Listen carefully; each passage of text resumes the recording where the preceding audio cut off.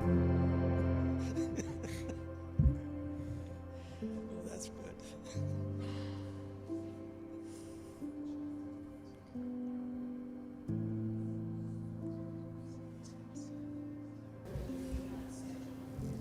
This is the first time in a microphone, my whole life. That you are doing this? I never was. I was scared of microphones. I was very poor in school, like reading. Yeah. I was smart in other things, common sense, but not reading. Anyway, are we on? Yeah. Oh, pardon me. No, it's all good. Anyways, So, Patrick. Pat. yes, Patrick. Have you been called mostly Patrick or Pat? Half and half. Like, Which one do you? my son's name's Patrick T. Patrick Oh. Thomas, and I'm Patrick William. So that's why I called him Pat, and he calls me Patrick. Interesting. Have you been living in Vernon your entire life? We've as been well? here since almost 92 years. 92 years. Almost in March. I'll be 92 years in March. I see. What have changed the most? What changed? What changed the most in Vernon? From like all the because you said you've been in Vernon for 90 years. 92. Years? Okay. So what are the main things that have changed in this time? Many things changed. Was it better before or now? Actually, my first, I would say, until grade 11, I was not good in school. I couldn't read. I flunked grade 6 because I couldn't read. So I was back, like 1 year back. All my friends were 1 year ahead of me. But anyways, life was, like my dad was also in the army for 4.5 years. And I was alone. We lived 10 miles out of Vernon, up in the mountain. Had no friends. My closest friend was about a mile and a half or so. And I grew up with my mother and my daughter, and my sister, and my mother, and Dad was in the army. And then school was, I think I sat in school like in the corner. But anyways, things went real. I got to be quite smart around, I was in about grade 11 when I started doing well. And I took petroleum engineering in Calgary, and I didn't like it because there's no dance halls close to them, the oil fields. And I became a TV technician in Calgary for about 9 years, and a salesman for a while. Lived in Toronto, Edmonton. I started traveling a lot, and eventually we moved to Vernon, back to Vernon, and I had an orchard for 9 years and lost money every year. We had the wrong varieties, and they were changing to different varieties, so I didn't do so well there. Then I bought a wholesale business, and I did extremely well. I took importing stuff from Taiwan, and then I went industrial, from dealer business to industrial business. And I retired in 1987, and that's over 40 years. I did nothing. But there's a lot of other things, bad things happened, and being like accidents and stuff like that. Not car accidents. I was a fast driver. And my daughter Corey, she's faster than I am. She went 185 kilometers an hour. Oh, wow. I only went about 180 kilometers an hour. We were both fast drivers. Yeah. And So do you remember when TV was created? Like the first TVs that came out? Yes, I was in Montreal then, learning, and that's where I learned my TV trade in Montreal. How was that like the start of like the TV? How did you react? How do you remember Was it like a big thing, or was it not that? It was a huge thing. Yeah. I didn't want to be a petroleum engineer anymore. Yeah. I didn't want. It is because you've seen the TV that you've been. There's that so you much. wanted. It was live in front of you. When we grew up, we didn't have no electricity, and we just had lake. Well, Dad would take the battery out of the car so she can watch Superman or something in the evening. Yeah. Interesting. So, what do you think this taught you, like from growing up, having a part of like growing up without electricity? What kind of? It was a way. That's a difficult one because with no electricity, you have no radio, no TV, nothing. Yeah. And Mom and Dad couldn't. Mom and Dad never went to school in their life, and I grew up not knowing too much. And then when I started becoming a TV technician, that's when I started watching TV and learning better English. I'm nervous right now. You probably can feel that. This is the first time with the microphone in front of me. The microphone is your friend.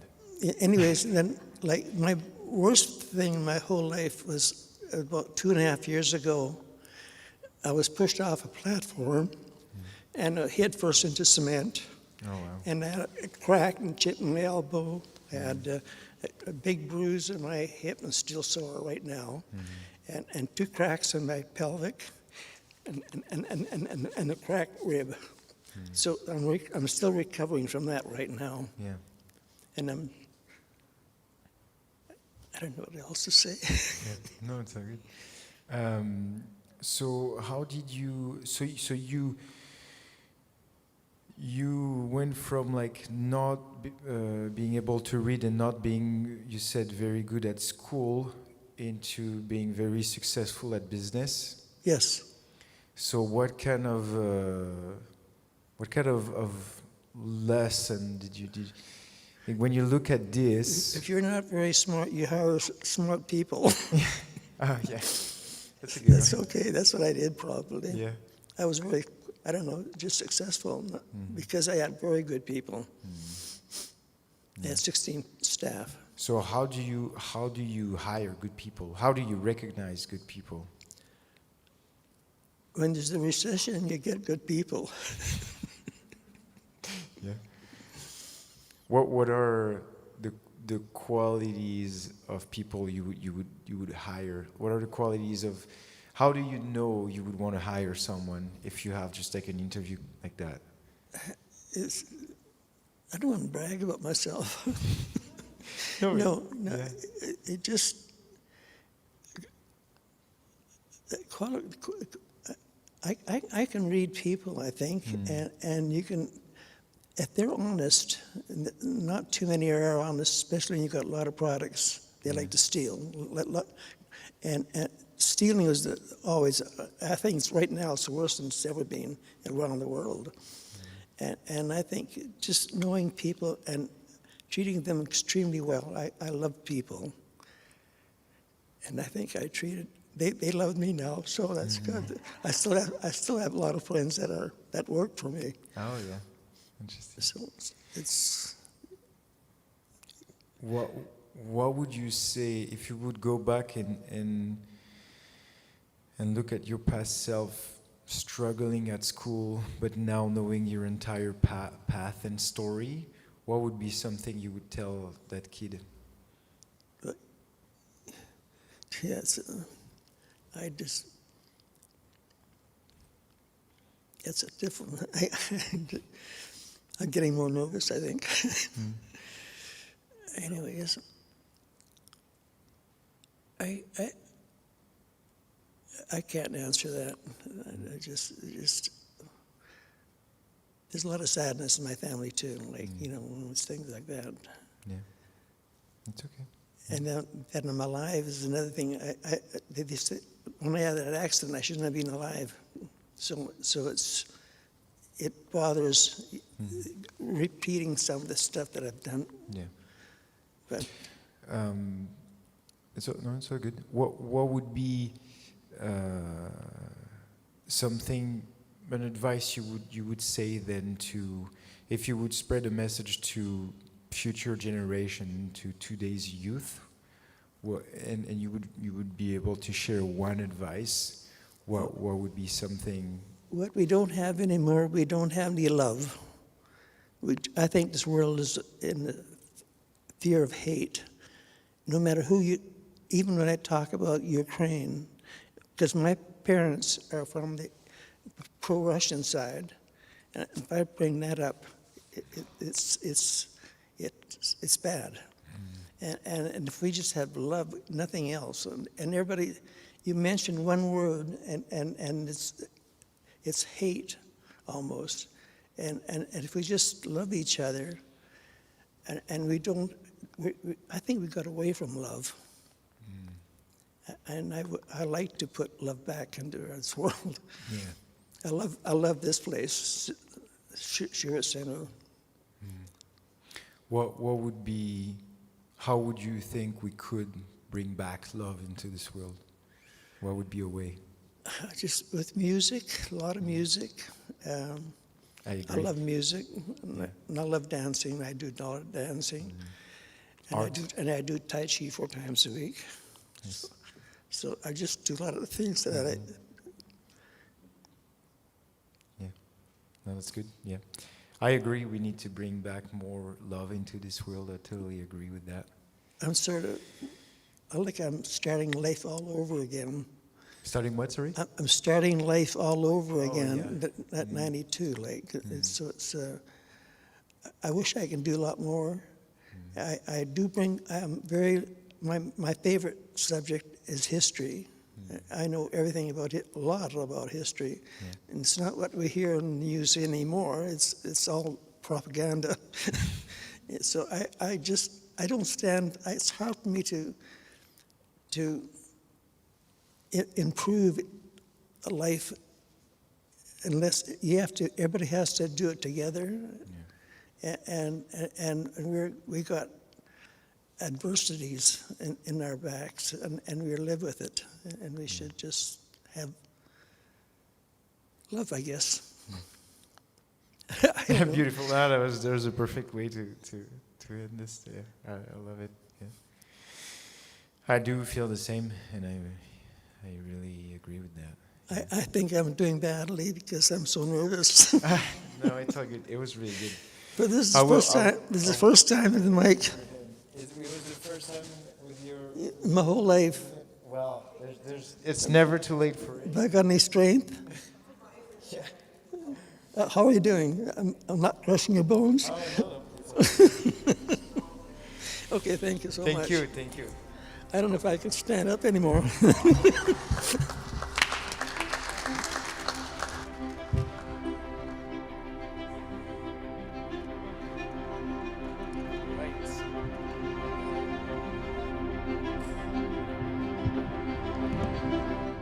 Well,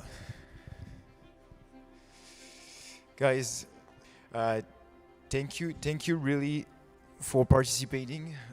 We've had some great stories, great wisdom, great words.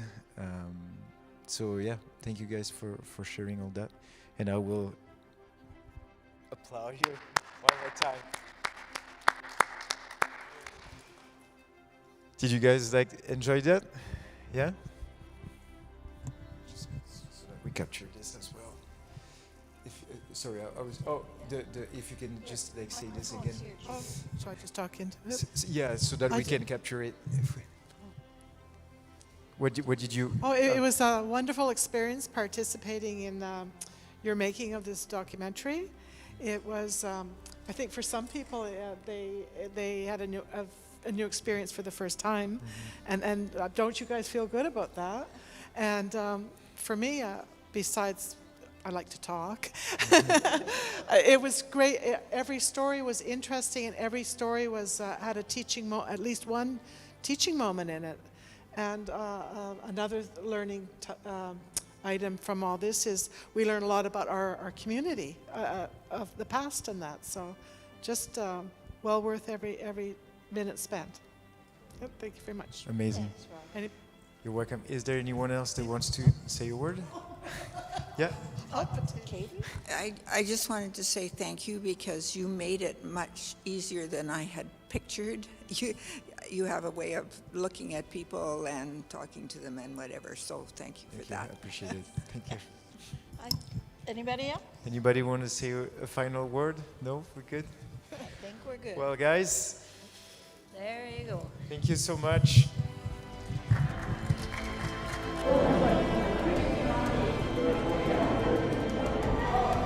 So everyone that's going to participate, we're just going to do their group photo here first, and then so you guys can come here and sit. Yeah.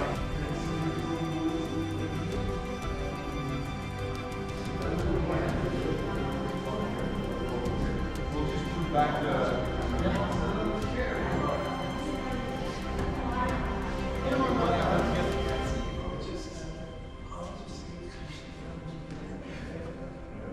Do you see everything? Yeah. All right, you guys ready?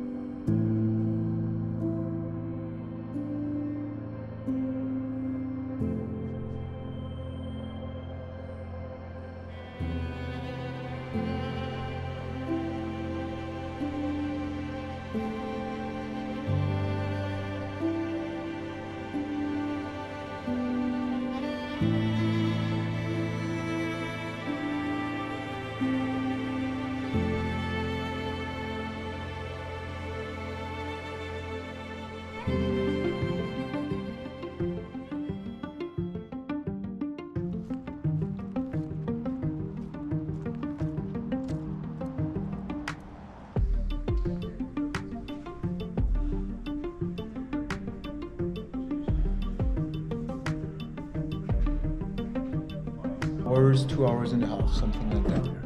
It will depend on the actual amount of people that we'll get, but I'm hoping to a minimum of 2 hours. Yeah. Okay. Is that okay? Yeah, it's just for my concern, but I just want to know when it'd be roughly. For sure. Because I have to lock up. So. Oh, I see. Okay. Okay. Well, and then we'll do the fastest we can when it's done to wrap up. It will be fast. I just wonder if you have a rough idea. Yeah. Okay. Now this one is probably good. Check, check. 1, 2, 1, 2, hi, hi. 1, 2, bonsoir, bonsoir, bonsoir, bonsoir, bonsoir, bonsoir, bonsoir, bonsoir, bonsoir, bonsoir, bonsoir, bonsoir. 1, 2, 3, 4, 5, et check, 1, 2, et bonsoir. Let me know. I'm in there with you, buddy. Tire them out a bit. Yeah. And then so we have a little setup here, even if there's no light. So here we have our little setup, so 2 wireless mic for the stage, the sound card, and we'll just record with the GarageBand. Pretty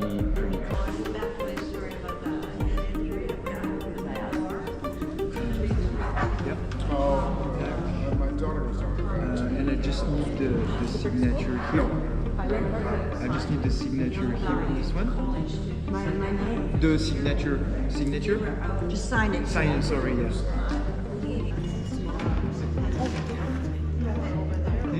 Thank you so much.